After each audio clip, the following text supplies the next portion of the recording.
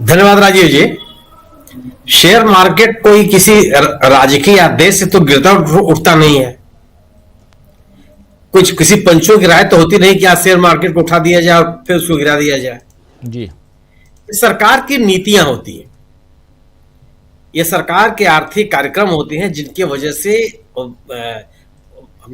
लोगों को लगता है और इस कि व्यापार बढ़ेगा, घटेगा, लाभ होगा, नुकसान होगा। इन तमाम कई कारण होते हैं आर्थिक गतिविधियों के, जिनके कारण से शेयर की कीमतें बढ़ती हैं या घटती हैं। अगर अंतरराष्ट्रीय बाजार में भारत के ऊपर एक एक अमेरिकी राष्ट्रपति प्रधानमंत्री की मौजूदगी में गलत आर्थिक नीतियों अपनाने का आरोप लगाएंगे और प्रधानमंत्री चुप रहेंगे तो इसका असर नहीं पड़ेगा। अगर टैरिफ लगाने को लेकर के यूएस प्रेसिडेंट के जो आरोप है भारत के खिलाफ, अगर उसका प्रतिकार नहीं किया जाएगा तो क्या इसका अर्थव्यवस्था पर असर नहीं पड़ेगा?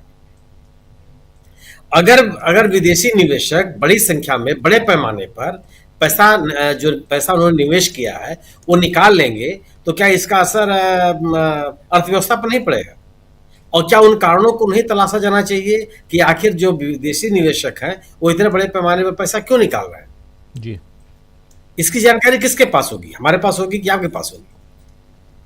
उन कारणों की जानकारी निश्चित रूप से सरकार के पास होगी, सरकार को देना चाहिए। आखिर विदेशी निवेशकों को हमारी औद्योगिक गतिविधियों, आर्थिक गतिविधियों में विश्वास क्यों नहीं बन पा रहा है? स्वाभाविक सी बात है कि अगर आपकी प्राथमिकताओं में धार्मिक गतिविधियां हैं, मंदिर का निर्माण, कुंभ का स्नान, में धार्मिक स्थलों पर कॉरिडोर का निर्माण, अगर सरकार इसको अपनी उपलब्धि बताती रहेगी तो स्वाभाविक सी बात है कि आप देश के औद्योगिक विकास और आर्थिक व्यवस्था के ऊपर आपका कोई ध्यान नहीं है, वो आपकी प्राथमिकताओं में ही नहीं है। और जब आपकी प्राथमिकताएं नहीं होंगी तो आपका शेयर बाजार कैसे बढ़ जाएगा?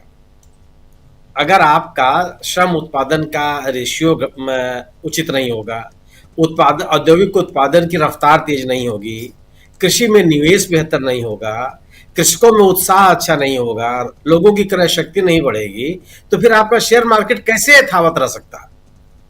क्यों रहेगा? और अगर आप में आपके नागरिकों में क्रय शक्ति बेहतर नहीं होगी तो विदेशी निवेशक पैसा क्यों लगाएगा? सवाल इस बात का है। और अगर आप इन चीजों को बेहतर करने के लिए कोई तैयारी नहीं कर रहे हैं तो स्वाभाविक सी बात है कि अर्थव्यवस्था पर असर पड़ेगा, निवेशकों का नुकसान होगा। स्वाभाविक सी बात है कि पूंजीपतियों का नुकसान नहीं होता।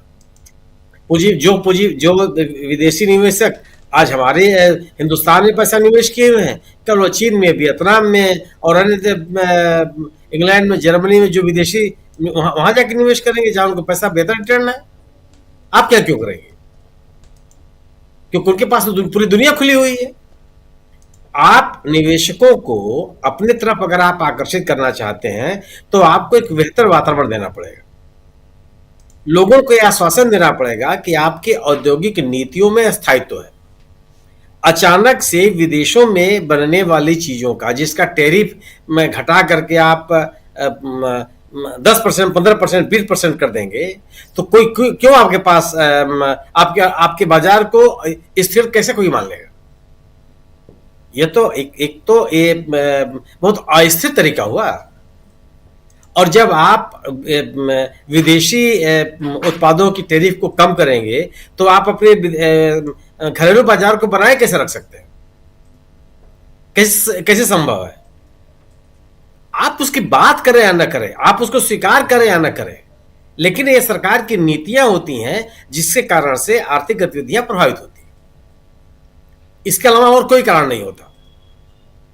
एक छोटे समय के लिए आप कुछ लोग इसको प्रभावित करने की कोशिश कर सकते हैं, लेकिन कुछ समूहों की वजह से यह लगातार और इस बुरी तरह से बाजार प्रभावित हो जाए, मैं नहीं स्वीकार करता इसको। और अगर सरकार अपने औद्योगिक विकास को बेहतर नहीं करना चाहती है, नहीं करेगी, अगर अर्थव्यवस्था के ऊपर उसका ध्यान नहीं होगा तो लोगों को ऐसे ही अपने पैसे डुबोने पड़ेंगे। इसका अन्य कोई तरीका नहीं हो सकता। औद्योगिक विकास को बेहतर किए बगैर, उत्पादन को बढ़ाए बगैर, क्वालिटी उत्पादन को बढ़ाए बगैर, जिसकी पूरी दुनिया में मांग हो, आप अपनी अर्थव्यवस्था को बेहतर नहीं कर सकते। इसीलिए आप चाहे जीडीपी का के टारगेट्स हो, और चाहे प्रति व्यक्ति आय का सवाल हो, चाहे प्रति व्यक्ति क्रय शक्ति का सवाल हो, हर जगह हम गिरते जा रहे हैं। पूरी दुनिया के पैमाने पर हमारी स्थिति सबसे खराब है। तो अगर ये स्थिति रहेगी तो स्वाभाविक सी बात है कि बाजार डूबेगा, और जब बाजार डूबेगा तो निवेशक का नुकसान होगा। और ये निवेशक निश्चित रूप से सामान्य निवेशक होता है, कोई बड़ा पूंजीपति नहीं होता इसमें। वही स्थिति राजनीति की भी है। अब बिहार की राजनीति की चर्चा कर रहे हैं, यही जो फार्मूला भारतीय जनता पार्टी बिहार में अपना रही है, वही तो फार्मूला उसने महाराष्ट्र में अपनाया था। महाराष्ट्र में भी सरकार ने कहा, बीजेपी ने कहा था कि एकनाथ शिंदे साहब के नेतृत्व में चुनाव लड़ा जाएगा, लेकिन मुख्यमंत्री के वो चेहरा होंगे वो कभी नहीं कहा। बिहार में भी स्थिति यही हो रही है। भारतीय जनता पार्टी के जो प्रदेश अध्यक्ष है दिलीप जायसवाल साहब का, वो जो बयान दे रहे हैं कि नीतीश कुमार के नेतृत्व में चुनाव लड़ा जाएगा, मुख्यमंत्री कौन होगा यह विधायक तय करेंगे। आज तक किस ये भी दिल्ली में जो मुख्यमंत्री का चुनाव हुआ है, क्या विधायक तय किए हैं क्या? वहां विधायकों में कोई बहस हुई है? विधायकों की तरफ से प्रस्ताव आया है कि बता दिया गया कि मुख्यमंत्री होंगे और सभी लोग उनके पक्ष में खड़े होंगे। आज तक जितने मुख्यमंत्री चुने गए भारतीय जनता पार्टी के, जहां जहां जीत दर्ज की है, कई विधायकों ने चुना कि विधायकों की मोहर क्यों लगाई गई। और आप वहां पर ज्ञान दे रहे हैं कि बिहार में तो भारतीय जनता पार्टी और जनता दल यूनाइटेड के जो विधायक, नवनिर्वाचित विधायक होंगे, वो मुख्यमंत्री का चयन करेंगे। अगर आप मुख्यमंत्री का चेहरा नहीं घोषित करेंगे तो मुझे तो नहीं लगता कि गठबंधन चल पाएगा। मुख्यमंत्री का चेहरा न घोषित करना यानी कि जदयू को, जनता दल यूनाइटेड को बैक बेंच पर रखना है। आप उसको उतनी भी सीट नहीं देंगे कि वह उसकी एक प्रमुख भागीदारी हो पावे सरकार में। और कमजोर जनता दल यूनाइटेड अपना मुख्यमंत्री नहीं बना सकता, संभव ही नहीं है। और भारतीय जनता पार्टी अपने इस मंतव्य को कभी कुछ छिपा भी नहीं रही है। वो कह चुकी है कि हमको अपना मुख्यमंत्री बनाना है। भारतीय जनता पार्टी का मुख्यमंत्री हो या भारतीय जनता पार्टी इस मंतव्य के साथ चल रही है। लगातार उनके नेता बयान दे रहे हैं। अमित शाह साहब बोल चुके हैं, विजय कुमार सिन्हा साहब बोल चुके हैं, दिलीप जायसवाल साहब बोल चुके हैं, प्रत्येक नेता बोल चुका है इसको। अब ये तो देखना केवल भारतीय जनता पार्टी, भारतीय जनता दल यूनाइटेड को है कि वह इस राजनीतिक स्थिति को स्वीकार करती है या नहीं करती है। अगर भारतीय जनता, अगर जो अभी ताजा सर्वेक्षण सी वोटर का आया है, उसमें अगर नीतीश कुमार जी की लोकप्रियता घटी है तो यह अनायास थोड़े है। अगर आप दबाव की, नीतीश कुमार एक निर्णय के लिए जाने जाते रहे, आप उनके निर्णय से सहमत हो असहमत हो अलग का सवाल है, लेकिन निर्णय लेने की क्षमता उनके पास रही है। लेकिन हाल के वर्षों में, हाल के महीनों में, हाल के दिनों में नीतीश कुमार के ऊपर आरोप लगा कि वो निर्णय नहीं ले पा रहे। उनको अपनी जिन सामाजिक सशक्तिकरण की राजनीति के लिए जाने जाते रहे उसको चलाना चाहते हैं, या जो हिंदुत्व की राजनीति बीजेपी है उसके साथ खड़े होना चाहते हैं। क्यों कि जब गिरिराज सिंह ने अपनी यात्रा निकाली, उन्होंने कुछ नहीं कहा, न तो रोकने का प्रयास किया, न उससे कोई खिलाफ बयान दिए, न कोई उन्होंने बात कही। जिन विवादास्पद मुद्दों पर पूरा का पूरा विपक्ष भारतीय जनता पार्टी के खिलाफ था, उन मुद्दों पर भी साफ तौर पर नीतीश कुमार जी ने कोई बात नहीं कही। तो एक ऐसे दौर से गुजर रही है बिहार की राजनीति जिसमें नीतीश कुमार जी को निर्णय लेना है कि वह किस राजनीति के साथ जाना चाहते हैं।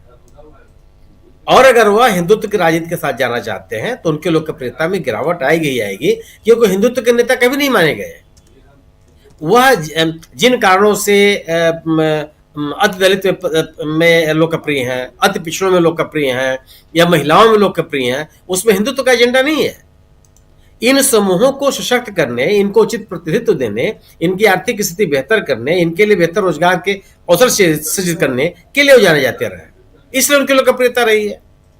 हिंदुत्व के नारे में आप इन्हें इस राजनीति पे आप नहीं चल सकते। जाति जनगणना का निर्णय भले नीतीश कुमार जी ले लें, उसको आगे बढ़ाने के लिए की अनुमति भारतीय जनता पार्टी नहीं देगी। तो आप जाति जनगणना की राजनीति करना चाहते हैं या हिंदुत्व की राजनीति करना चाहते हैं, आपको तय करना पड़ेगा। आज हिंदुत्व की राजनीति के साथ आप खड़े दिखाई पड़ रहे हैं, बिहार की जनता के बीच में आपकी लोकप्रियता घटेगी, एकदम स्वाभाविक सी बात है। और आप जो सदस्य संख्या दिखाई गई, जीतने वाले की संभावना दिखाई गई है, वो भी घटती चली जाएगी। और तेजस्वी को निश्चित रूप से इसका लोकप्रियता का लाभ मिलेगा। तो आर्थिक मुद्दों पर भी और राजनीतिक मुद्दों पर भी सरकार के सामने बड़े सवाल है। यह सरकार गवर्नेंस की बात ही नहीं करती। अगर ये गवर्नेंस की बात करती तो किसानों को इतना लंबा आंदोलन नहीं करना पड़ता, एक किसान नेता को इतने दिनों तक अनशन नहीं करना पड़ता।